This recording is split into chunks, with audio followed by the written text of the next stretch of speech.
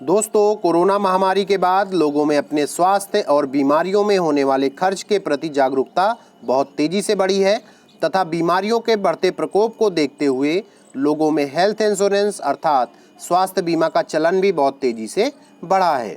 तो दोस्तों, स्वास्थ्य बीमा लेना तो बहुत आसान होता है, परंतु स्वास्थ्य बीमा का क्लेम अर्थात बीमार होने पर हॉस्पिटल का खर्च बीमा कंपनी से लेना बहुत कठिन होता है, क्योंकि हेल्थ इंश्योरेंस लेते समय हम इंश्योरेंस कंपनी के नियम और शर्तों को ध्यान से नहीं पढ़ते हैं। अर्थात किसी भी इंश्योरेंस कंपनी से हेल्थ इंश्योरेंस लेने से पहले कुछ लीगल टर्म्स को ज़रूर देखना और समझना चाहिए। इसलिए दोस्तों, आज के वीडियो में आपको हेल्थ इंश्योरेंस के लिए महत्वपूर्ण पॉइंट्स के बारे में बताएंगे, जिससे कि आप अपनी आवश्यकता के अनुसार हेल्थ इंश्योरेंस ले सकें और उसका क्लेम भी आसानी से पा सकें। तो दोस्तों, ऐसी ही यूजफुल वीडियोस को पाने के लिए जल्दी से वीडियो को लाइक और चैनल को सब्सक्राइब कर लीजिए। तो चलिए आज का वीडियो स्टार्ट करते हैं। तो दोस्तों, सबसे पहला लीगल टर्म्स जान लेते हैं हम, प्री एग्जिस्टिंग डिसीज़। तो दोस्तों, आमतौर पर अगर आप कोई पॉलिसी मार्च 2021 में खरीदते हैं तो 2019 के मार्च महीने से अब तक आपको हुई किसी भी बीमारी जख्म को प्री एग्जिस्टिंग डिसीज़ की श्रेणी में रखा जाता है। हालांकि ऐसा नहीं है कि insurance company pre existing disease को कवर नहीं करती है, लेकिन अमूनन इसके लिए एक वेटिंग पीरियड रखती है। अलग अलग बीमारियों के लिए एक वेटिंग पीरियड अलग अलग होता है। तो दोस्तों, अगर आप पहले दिन से अपनी प्री एग्जिस्टिंग डिसीज़ को कवर कराना चाहते हैं तो आपको सामान्य से ज़्यादा प्रीमियम का भुगतान करना पड़ सकता है। High blood pressure, thyroid, diabetes और अस्थमा जैसी पहले से मौजूद बीमारियों को एक वेटिंग पीरियड के बाद कंपनियां कवर करती हैं।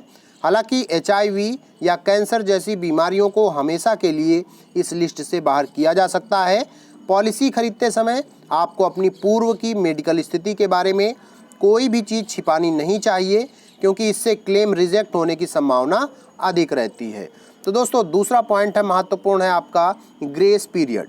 अगर आपकी कोई हेल्थ पॉलिसी 31 मार्च को एक्सपायर हो रही है और आप उस पॉलिसी को समय पर रिन्यू नहीं करा पाते हैं तो आपको एक ग्रेस पीरियड मिलता है। इस अवधि के दौरान भुगतान करने पर आपको पॉलिसी में पूर्व से चल रहे लाभ मिलते रहते हैं।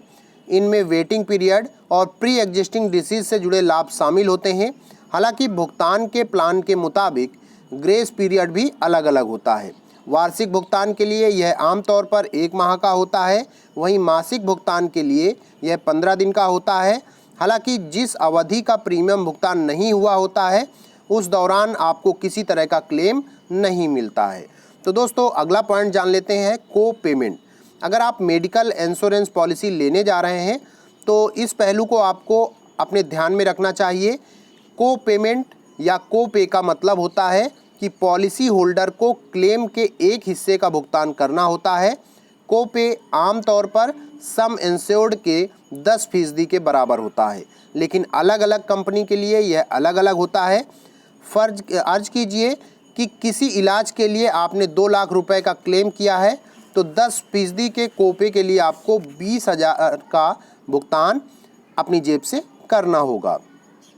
अर्थात को पेमेंट का अर्थ यहाँ पे है कि आप जो भी खर्च आपका होगा तो उसका जो है 10% आपको अपने पास से देना होगा। महत्वपूर्ण अगला है आपका राइडर। दोस्तों, आपके बेसिक इंश्योरेंस प्लान के तहत मिल रही सुविधाओं को बढ़वाने के लिए आप कोई राइडर चुन सकते हैं, जैसे कि मैटरनिटी से जुड़ा राइडर आम उदाहरण है। इसी प्रकार से आप कोई भी पॉलिसी लें तो आप जो भी एक्स्ट्रा फैसिलिटी चाहते हैं तो उसके लिए आप राइडर ले सकते हैं, नई पॉलिसी लेने की ज़रूरत नहीं है। तो दोस्तों, इन चीज़ों का ध्यान रखेंगे तो आपको जो है क्लेम लेने में आसानी होगी। तो आज का वीडियो कैसा लगा ज़रूर बताएं। बहुत बहुत धन्यवाद।